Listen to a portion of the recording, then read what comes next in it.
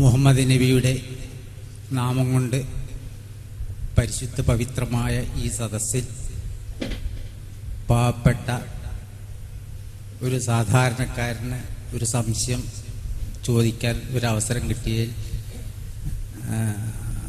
പടച്ചവനോടും ദൈവത്തോടും എല്ലാവരോടും ഈ സദസ്സിനോടും നന്ദി പറഞ്ഞുകൊണ്ട് ഞാൻ എൻ്റെ സംശയം ഇവിടെ പറയുക.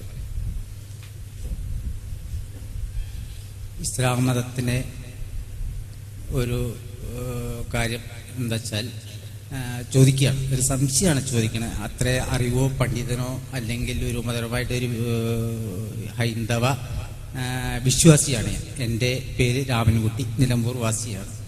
അപ്പോൾ ഇതുപോലെയുള്ള ഈ ഒരു സദസ്സ് ഇവിടെ വന്നപ്പോൾ ഞാൻ ഇവിടെ കയറി. അപ്പോൾ ഈ അന്തരീക്ഷം കണ്ടു ഇവിടെ കയറി. ഇത് കേൾക്കാൻ എനിക്ക് വലിയ സന്തോഷമാണ്. ഞാൻ സാധാരണ വയലും കാര്യങ്ങളും ഇസ്ലാം മതത്തിനെ പറ്റിയും ക്രിസ്തു മതത്തിനും എല്ലാ മതങ്ങളോടും ആദരവുള്ളവനുമാണ് ഞാൻ. അപ്പോൾ അല്ല, പറയുമ്പോൾ അത് പറയണം, ഒരു സംശയം ചോദിക്കാം. പിന്നെ സാധാരണ നമ്മളൊരു ഉദ്ഘാടനം കഴിക്കുമ്പോൾ അല്ലെങ്കിൽ ഒരു വീടിൻ്റെ അല്ലെങ്കിൽ ഒരു പൊതുവേദി ഇതുപോലുള്ള ഒരു വേദി കഴിക്കുമ്പോൾ സാധാരണ നമ്മൾ ഭാരതീയ സംസ്കാരം, ഈ രാഷ്ട്രത്തിൻ്റെതായിട്ടുള്ള ഒരു സംസ്കാരം എന്ന് വെക്കാം, അവിടെ നിലവിളക്ക് കത്തിച്ച് വെച്ച് ചെയ്യാറുണ്ട്, ഉദ്ഘാടനം കഴിക്കാറുണ്ട്. അത് ഇസ്ലാമിന് ഹറാമാണ് എന്ന് പറയുന്നു. അതിനെ പറ്റി ഒന്ന് സംശയമുണ്ട്. അത് ചെയ്യാൻ പാടില്ല എന്നുള്ളത്, അങ്ങനെ ചെയ്ത് ഒരു മന്ത്രിക്ക് ഇവിടെ ശിക്ഷ കൊടുത്തതായിട്ടുള്ള വാർത്തകൾ പത്രം മുഖേന നമ്മളെല്ലാവരും അറിഞ്ഞതാണ്. അതിനെപ്പറ്റി ഒന്ന് അറിയണം.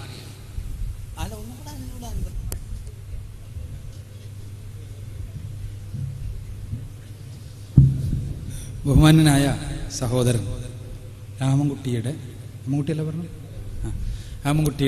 ചോദ്യം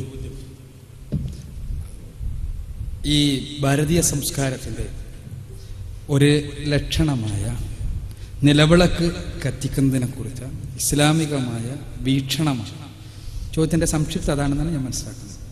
ബഹുമാന്യ സുഹൃത്ത് മനസ്സിലാക്കേണ്ട ഒരു അടിസ്ഥാനപരമായ കാര്യം, മുഹമ്മദ് നബിയുടെ അനുഗ്രഹം കൊണ്ട് ധന്യമായ ഒരു സദസ്സ് എന്ന് പറയുന്നതിനേക്കാൾ, അല്ലെങ്കിൽ അങ്ങനെയല്ല ഇസ്ലാമികമായ വിശ്വാസം ഇസ്ലാം പഠിപ്പിക്കുന്നത്.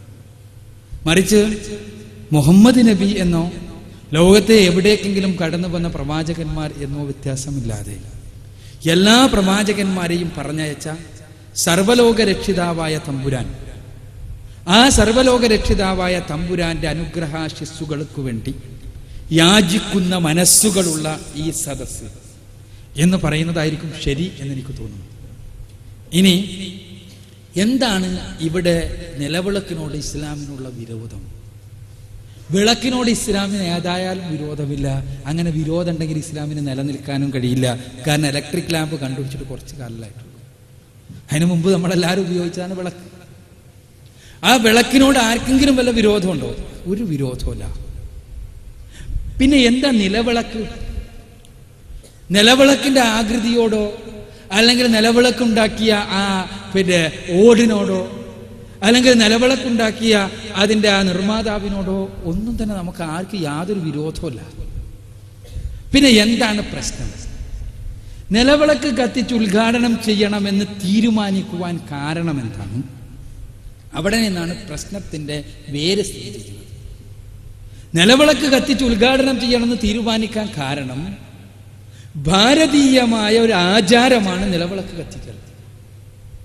ഈ ഭാരതീയമായ ആചാരം എവിടെ നിന്നുണ്ടായതാണ്? ഭാരതത്തിലെ അഗ്നി ആരാധനയുമായി ബന്ധപ്പെട്ട സങ്കല്പങ്ങളിൽ നിന്ന് ഉണ്ടായി വന്നിട്ടുള്ളതാണ് ഈ ആചാരം. അവിടെയാണ് പ്രശ്നം.